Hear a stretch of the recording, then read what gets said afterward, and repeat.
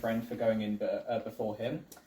So, I know you're probably thinking, guy looking at his phone during stand-up, how awkward and inexperienced, which I take offence to. I think you'll find I have plenty of experience being awkward. Anyway, people, my name's Adam Dorr, but we're all friends today, so you can call me Dadden. If you laughed at that, good! It means I can put absolutely no effort into the rest of my act.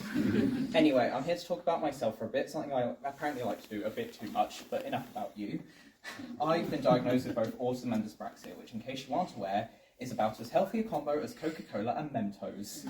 My dyspraxia means I often need a lot of physical help, but I have too much autistic pride to actually accept this help. Essentially, unstoppable force meeting immovable object levels of fuckery. So, a bit of background context, both my parents are scientists, and they're just as confused about me as I'm sure you all are. I am literally a question science still can't answer. Like many children of doctors, I ended up not following the family tradition and becoming a drama student. Unfortunately, as much as I like to pretend I'm rebelling against my parents and being cool, the truth of the matter is, I just don't know jack shit about medicine.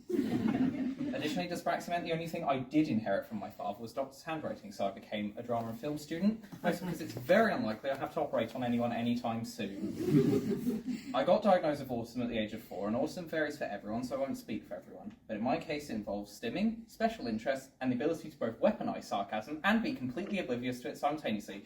Somehow, sarcasm is both my biggest superpower and my kryptonite. So for my own sanity, if anyone says, well, that was really funny, Adam, after the show tonight, I'll just assume you're taking the piss.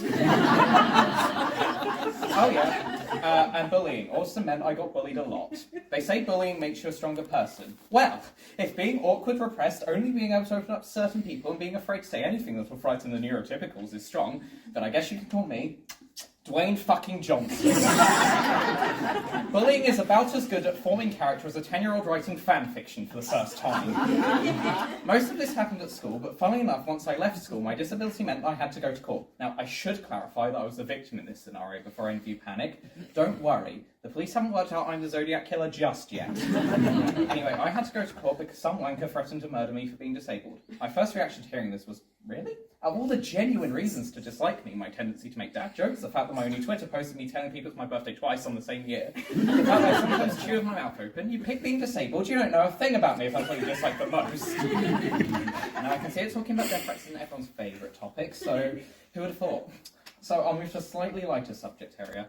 I now routinely see a therapist. I know, it's always the ones who seem the most stable, isn't it? Who actually happens to be in the room with us right now, and I've stolen his slot. So how are you doing, Echo? Enjoying the show? Yeah, Echo and I ended up becoming close friends because he took it upon himself to therapy me. In my very first therapy session with him, he made 2 observations. One, that I use humour as a coping mechanism. Ridiculous. And that I have skewed priorities. And I replied with, oh, finally, someone thinks I'm funny. This journey of friendship and discovery went on for a little while, and is related to my object. Thank you, Jesus, for looking after it. My faith in you paid off. My very first tin toy, which I bought myself. It's a puzzle of sorts. Just going to show it to everyone. Now, I see this Stim Toys puzzle as a metaphor for my brain. By that I mean I'm unable to fucking figure it out. Echo, however, managed to get it within a few seconds, not unlike our therapy sessions. So, if there is a lesson to my rambling, emphasis on if, it's that if you can't figure out your mind, eventually someone else will figure it out for you. Thank you for listening, and if any of what I said hit at all close to home, I'm so sorry.